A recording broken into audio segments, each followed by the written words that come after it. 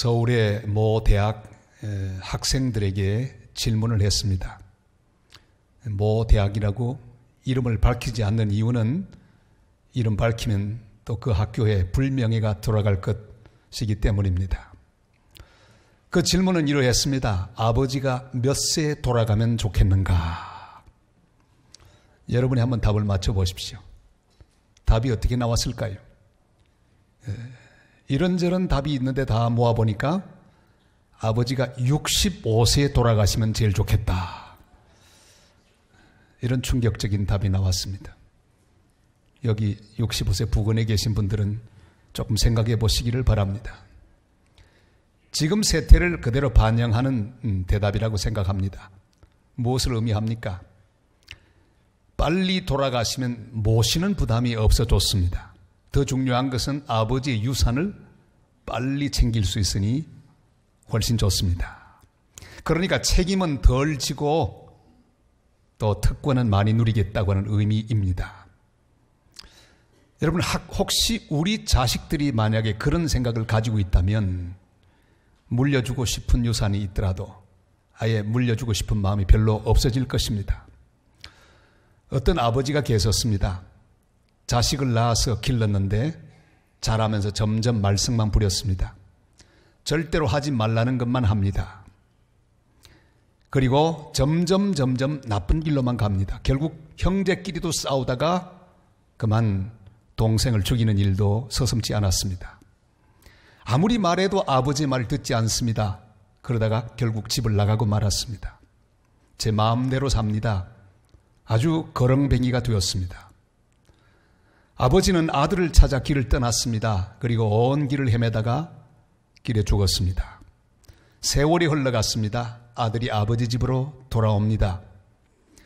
아버지의 집에 돌아온 이 아들을 기다리고 있는 것은 아버지의 유언장입니다.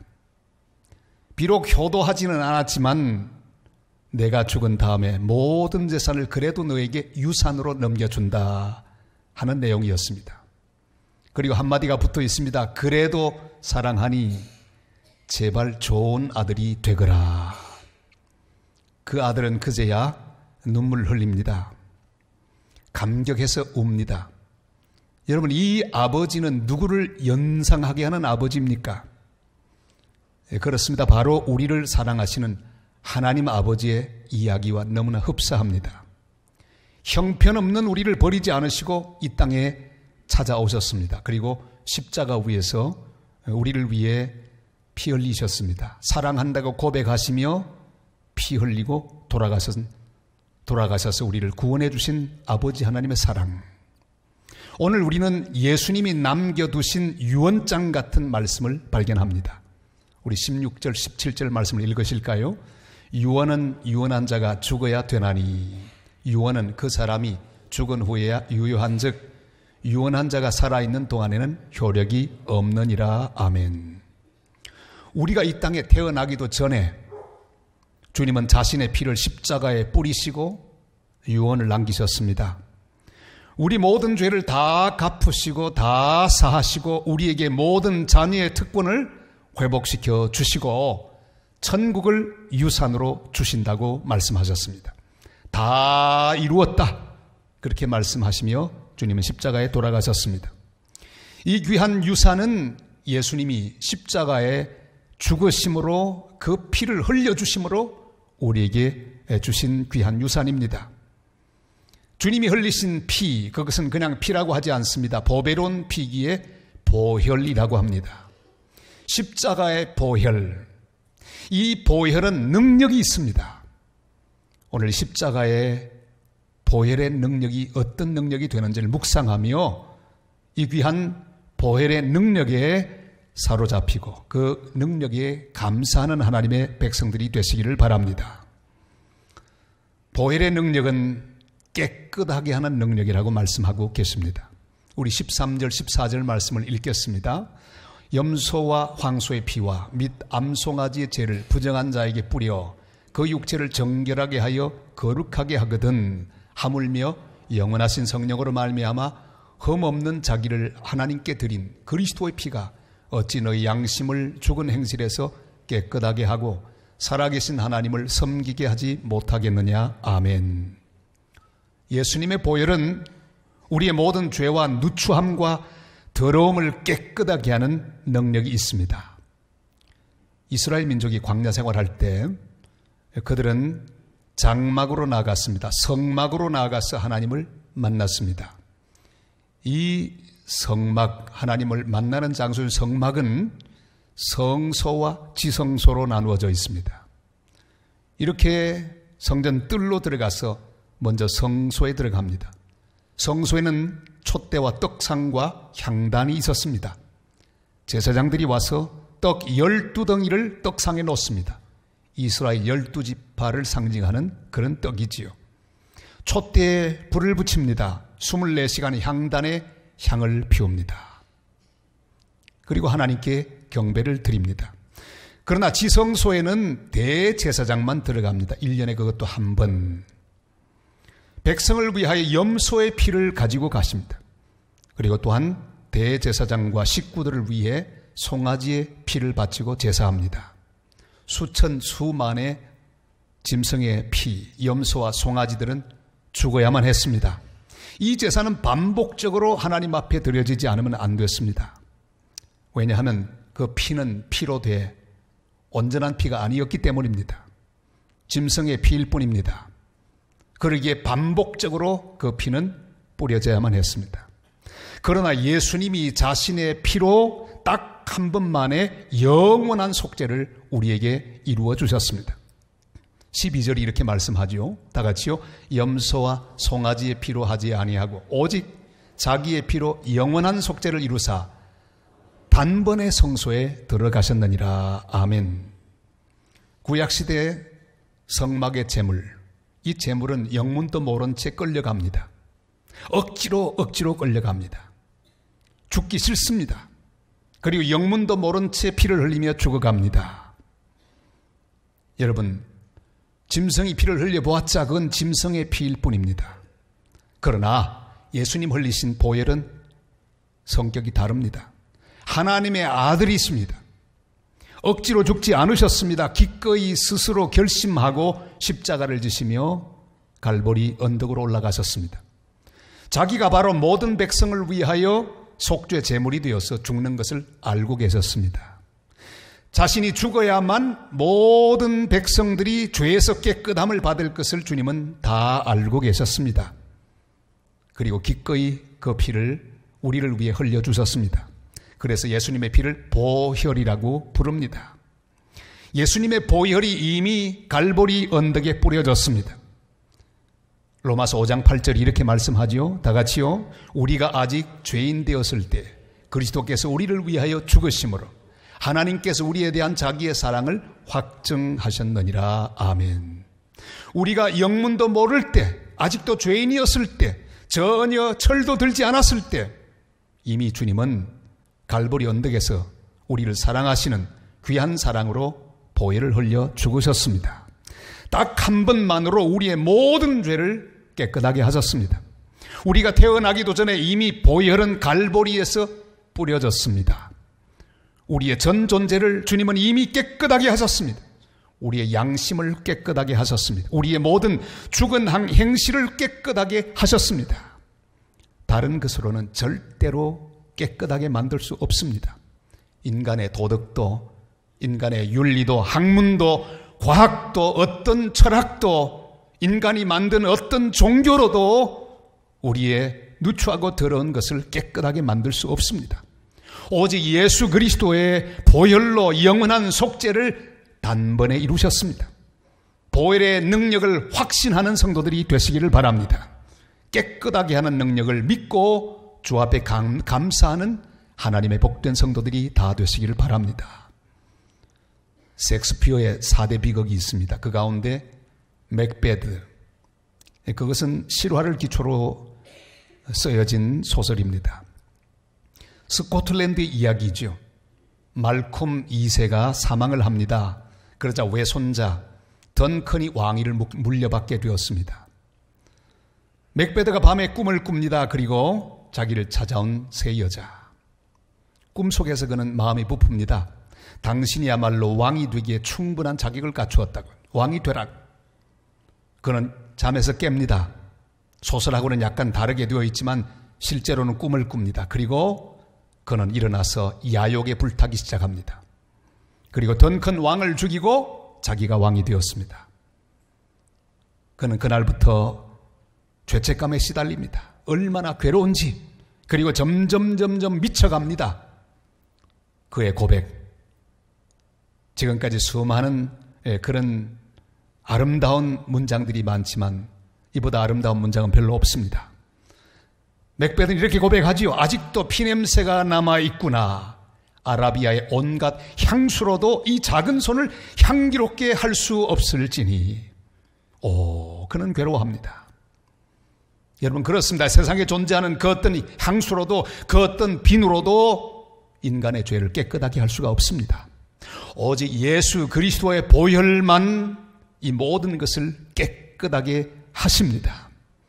이 사순절 기간 동안 십자가의 보혈이 내 모든 생각을 흐르고 내 마음을 흐르고 내 삶을 흐르고 내 모든 가정을 흐르게 하고 인격을 흐르게 하고 또한 내 삶을 흐르게 하는, 그리하여 깨끗하게 하는 보혈의 능력을 체험하고 주께 감사하는 복된 하나님의 사람들이 다 되시기를 주님의 이름으로 축복합니다.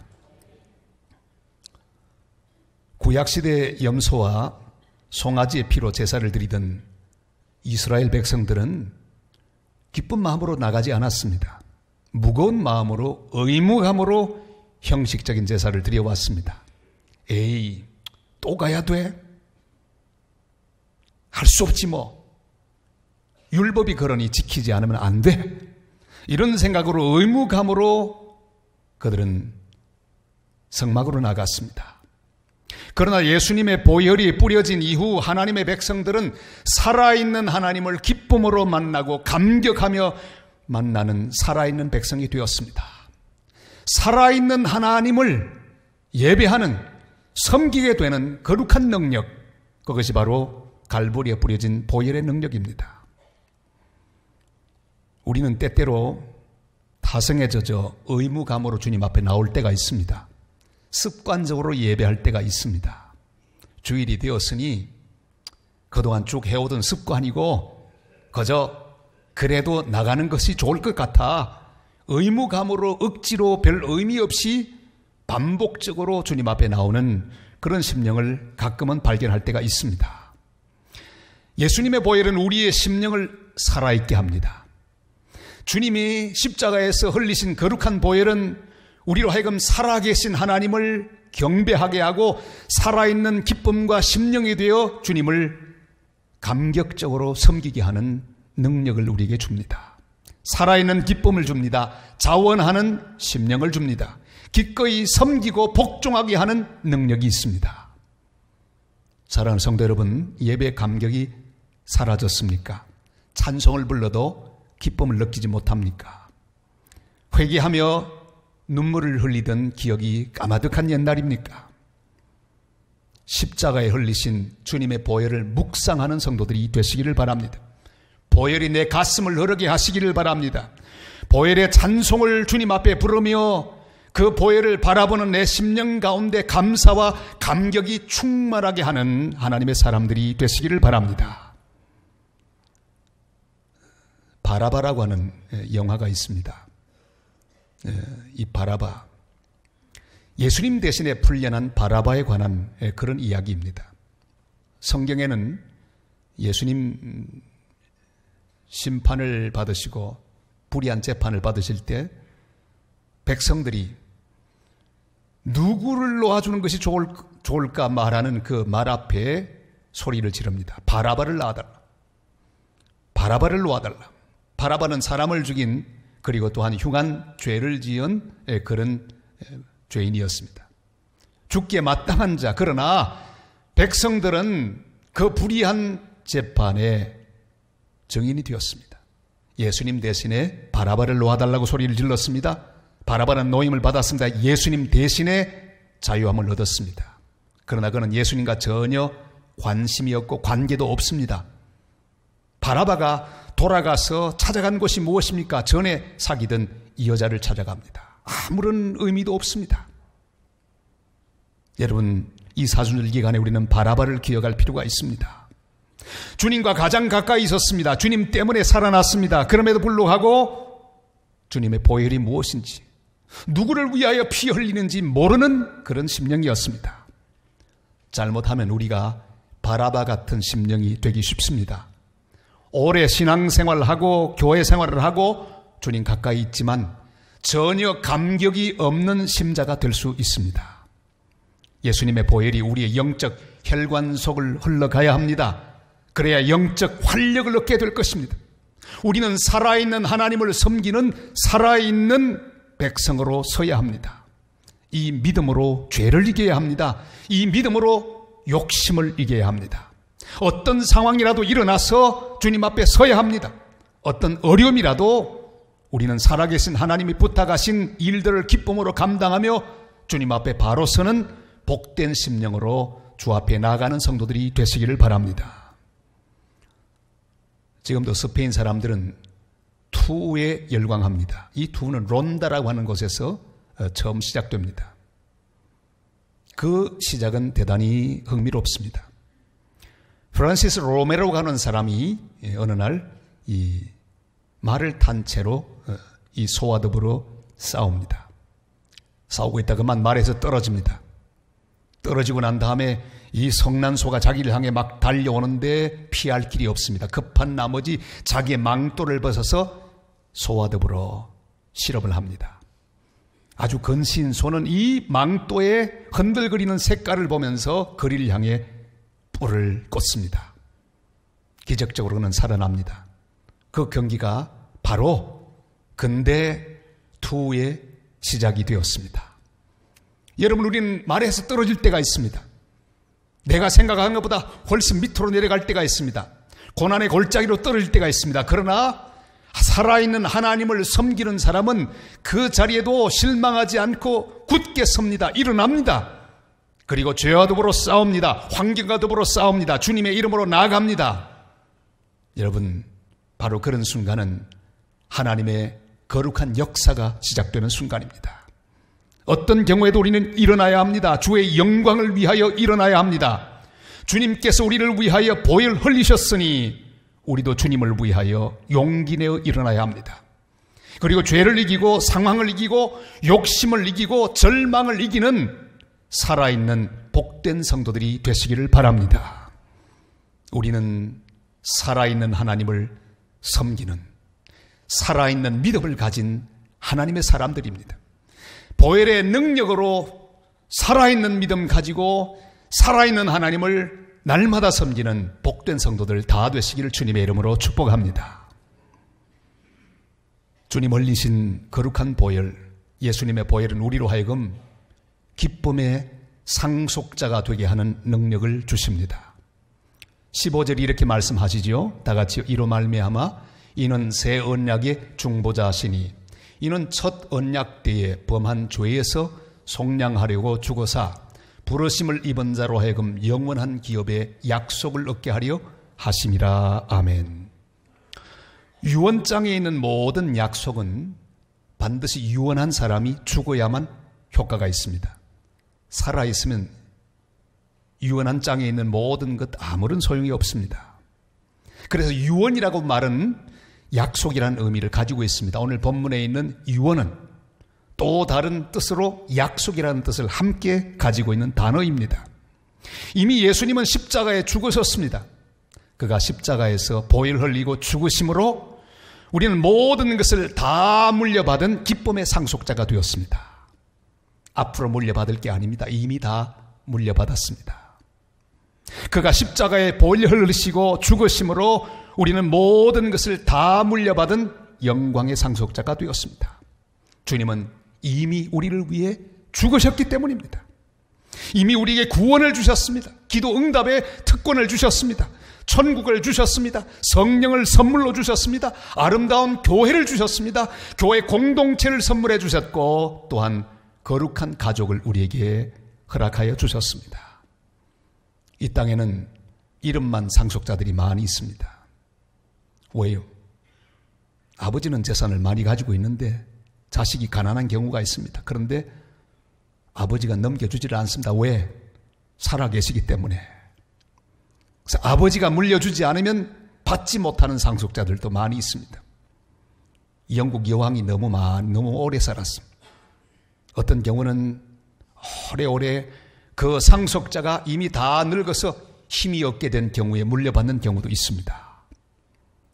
이미 모든 것을 받았는데도 불평하고 사는 상속자도 있습니다. 여러분, 그리스도인은 이미 하나님으로부터 놀라운 상속을 받았던 사람입니다. 그러나 하늘나라 상속자 중에도 누리지 못하는 자가 있습니다. 주님 이미 주셨는데 쉽게 절망합니다. 불평합니다. 원망합니다. 걱정하며 사는 자들이 있습니다. 사랑하는 성도 여러분, 이미 주님은 피 흘리고 십자가에서 죽으셨습니다. 주님이 약속한 모든 유언은 그대로 우리에게 상속이 되어서 하늘나라의 기업을 받고 사는 기쁨의 상속자라고 하는 사실을 확신하고 감사하는 성도들이 되시기를 바랍니다. 이미 주님은 보혈을 흘리셨습니다. 우리는 모든 상속을 이미 받았습니다. 그것을 날마다 누리는 상속자들이 되시기를 바랍니다. 기쁨의 상속자들이 되시기를 바랍니다. 로마서 8장 32절이 말씀하시죠. 다 같이요. 자기 아들을 아끼지 아니하시고 우리 모든 사람을 위하여 내주시니가 어찌 그 아들과 함께 모든 것을 우리에게 주시지 아니하겠느냐. 아멘. 크로멜 시대에 병사 한 사람이 죄를 지었습니다. 그리고 사형을 당하게 됩니다. 그 당시 습관대로 교회 종소리가 울리면 사형은 집행이 됩니다. 그런데 그 사형수에게는 그를 사랑하는 아름다운 여자가 있었습니다. 그가 뛰어왔습니다. 크로멜 장군을 만나서 한 번만 용서해달라고 애청합니다. 간청합니다. 그러다 크로멜은 허락하지 않습니다. 그는 교회로 뛰어갑니다. 귀머거리 종직에게 온갖 신용을 하면서 총을 치지 말아달라고 부탁합니다. 그러나 이 종치기는 만약에 종치지 않으면 자기가 죽는다고, 칠 수밖에 없다고 종을 칩니다. 근데 종을 쳤는데도 이상하게 종소리가 들리지 않습니다. 시간을 기다리던 크로멜은 사람을 보냅니다. 종탑 위에 올라갔을 때 피투성이가 되어 죽어있는 한 여자를 발견합니다. 알고 보았더니 이 종의 추를 온몸으로 감싸 안고 종이 울리지 못하게 하고 그렇게 죽어갔던 것입니다. 크로멜 장군은 감동을 받습니다. 그리고 사형수는 사면이 되어 새 생명을 얻게 되었습니다. 사랑하는 성도 여러분, 우리는 우리를 사랑하셔서 이 땅에 오시고 우리를 살리기 위해 스스로 십자가를 지시고 피 흘리며 죽으신 예수 그리스도의 보혈로 깨끗함을 얻은 백성들입니다. 보혈의 능력으로 죄를 이기고 유혹을 이기고 날마다 성결하게 살아가는 하나님 백성들이 되시기를 바랍니다. 주님 우리 위해 죽으신 것은 우리가 날마다 복종하며 기쁨으로 살아계신 하나님을 섬기며 교회를 섬기며 성도를 섬기며 살게 하기 위함입니다. 날마다 보혈의 능력으로 충만하여 주님의 나라와 주님의 교회와 주님의 거룩한 선교를 위하여 주님의 영광을 위하여 살아가는 보혈의 능력 가운데 사로잡힌 복된 성도들 다 되시기를 주님의 이름으로 축원합니다.